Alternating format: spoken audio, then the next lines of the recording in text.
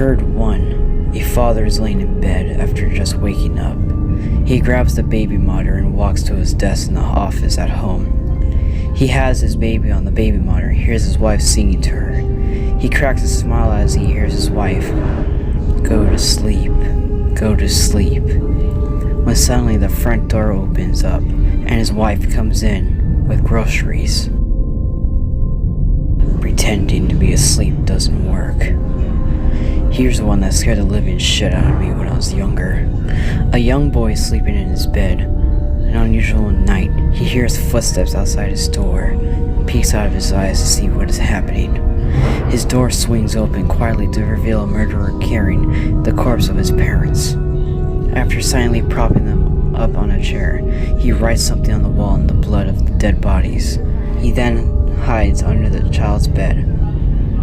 The child is scared beyond belief. He can't read the writing on the wall and knows the man is under his bed. Like any child, he pretends that he slept through the whole thing and hasn't woken yet. He lays still as the bodies quietly hearing the breeze from under his bed. An hour passes, and his eyes are adjusting more and more to the darkness. He tries to make out the words, but it's a struggle. He gasps when he finally makes out the sentence, "I know you're awake." He feels something shift under his bed.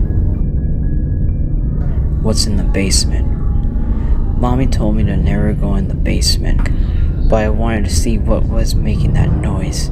It kind of sounded like a puppy, and I wanted to see the puppy, so I opened the basement door and tipped down a bit. I didn't see a puppy, and then Mommy yanked me out of the basement and yelled at me. Mommy had never yelled at me before, and it made me sad and I cried.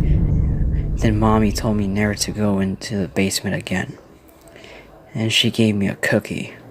That made me feel better, so I didn't ask her why the boy in the basement was making noises like a puppy, or why he had no hands or feet. 10. A man leaves his house every morning to walk to work and passes a mental hospital surrounded by a wooden fence. Every morning the patients are out in the yard and he can hear them saying in unison, 10, 10, 10, 10, 10. One day, he gets curious and looks through the hole in the fence. Suddenly, a stick shoots out and pokes him in the eye. "Fuck," he says to himself.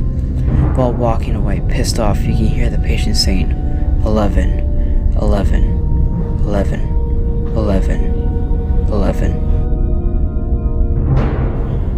Yes, when I was a child, my family moved to a big, old 2-floor house with the big empty rooms and creaking floorboards.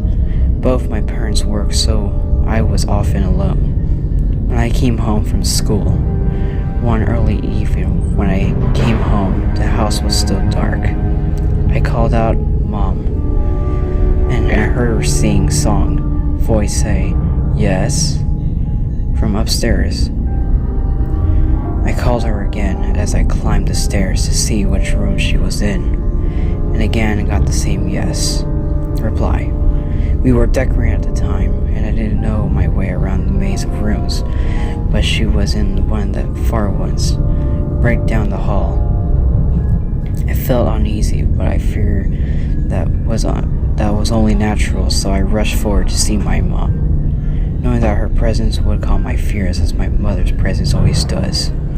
Just as I reached for the handle of the door to let myself into the room, I heard the front door downstairs open and my mother call, "Sweetie, are you home?"